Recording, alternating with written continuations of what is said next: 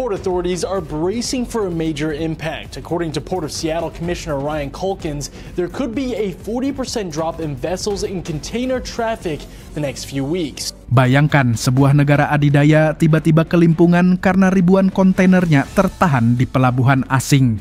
Donald Trump, sang presiden yang begitu vokal soal kebijakan proteksionisme, kini dikabarkan panik. Gara-gara manuver perdagangan yang dianggap brilian, justru ekonomi Amerika Serikat mulai terguncang. Ya, ini bukan spekulasi.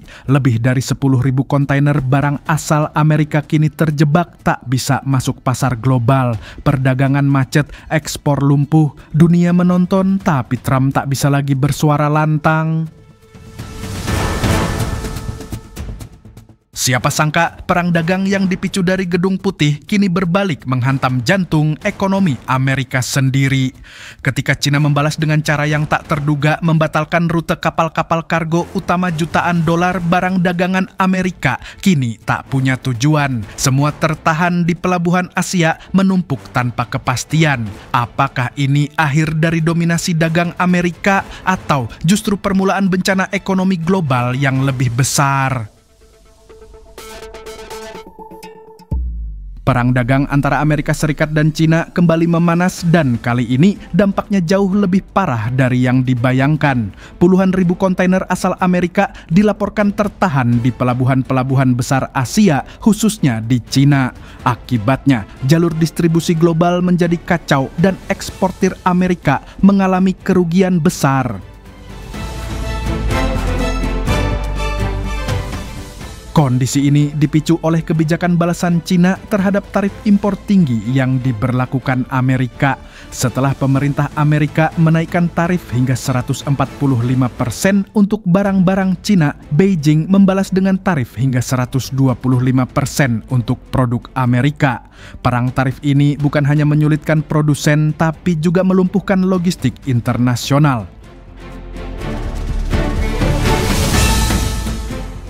Salah satu dampak paling nyata adalah pembatalan rute-rute pengiriman oleh perusahaan pelayaran besar seperti Ocean Network Express. Rute-rute yang biasa menghubungkan pelabuhan Qingdao, Ningbo, Shanghai hingga Tacoma dan Vancouver kini dibatalkan. Artinya, kontainer yang sudah dimuat tak bisa dikirim dan kontainer kosong tak bisa kembali ke negara asal.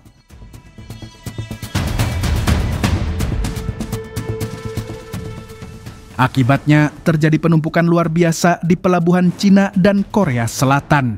Volume pembatalan pelayaran mencapai 80 kali dalam waktu singkat yang diperkirakan menghambat lebih dari 800.000 TEUs atau 20 kaki ekivalen unit kontainer. Ini bukan hanya soal angka, ini adalah stagnasi total dalam sistem perdagangan modern.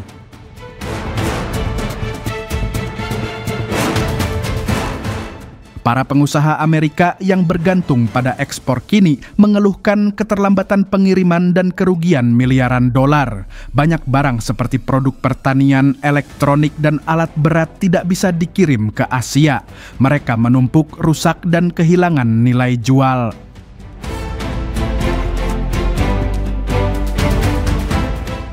Bahkan, produk musiman seperti buah dan hasil pertanian menjadi korban. Dengan keterlambatan pengiriman yang ekstrim, produk-produk ini tidak sampai ke tangan konsumen tepat waktu, menyebabkan kerugian besar bagi petani dan eksportir Amerika. Beberapa bahkan memilih membuang produk daripada menanggung biaya penyimpanan tambahan.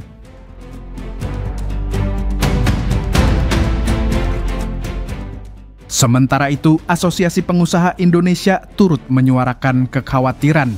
Mereka menilai bahwa efek domino dari konflik ini bisa merembet ke negara berkembang seperti Indonesia. Lonjakan biaya logistik, kelangkaan kontainer kosong, hingga potensi banjir produk murah dari Cina bisa mengguncang pasar domestik. Kondisi ini mengingatkan kembali pada masa pandemi COVID-19 di mana kontainer-kontainer tertahan di satu negara dan menyebabkan kekosongan di negara lain. Situasi serupa kini terjadi lagi, hanya saja kali ini dipicu oleh ego politik dua negara adidaya. Di tengah kekacauan ini muncul upaya negosiasi. Pemerintah Amerika dan Cina sempat mengumumkan kesepakatan menurunkan tarif Amerika ke angka 30% dan Cina ke angka 10%. Namun, banyak pihak menilai ini sudah terlambat. Kerusakan logistik dan ekonomi sudah terlanjur terjadi.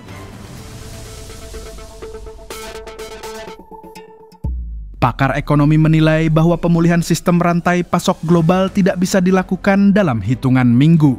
Bahkan, jika tarif turun hari ini, dampaknya mungkin baru terasa beberapa bulan ke depan. Ini memperlihatkan betapa rentannya sistem perdagangan global yang terlalu bergantung pada stabilitas politik.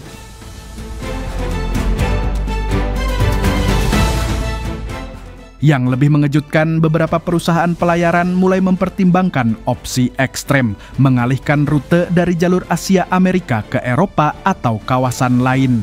Artinya, Amerika bisa benar-benar terisolasi secara logistik jika konflik ini terus berlanjut.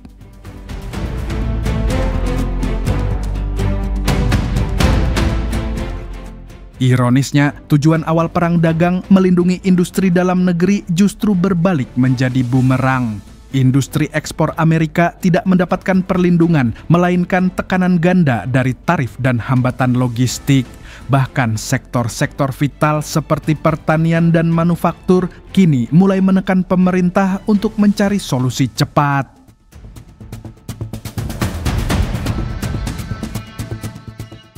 Di sisi lain, Cina tampaknya justru semakin agresif dalam mencari pasar alternatif. Banyak produk yang semula dikirim ke Amerika kini diarahkan ke Asia Tenggara, Afrika, dan Amerika Selatan. China pun berusaha memperkuat ikatan dagangnya dengan negara-negara BRICS sebagai langkah strategis.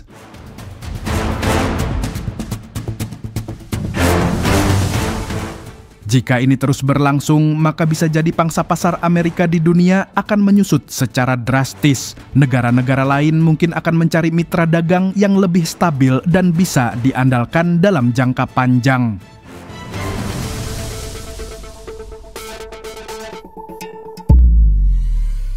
Pertanyaannya, kini apakah pemerintah Amerika akan terus mempertahankan sikap keras atau mulai menyadari bahwa kekacauan logistik ini bisa menjadi titik balik yang pahit? Satu hal yang pasti, ketika kontainer tidak bergerak, ekonomi pun ikut terhenti. Bagaimana dengan Indonesia? Apa masih sibuk dengan judol?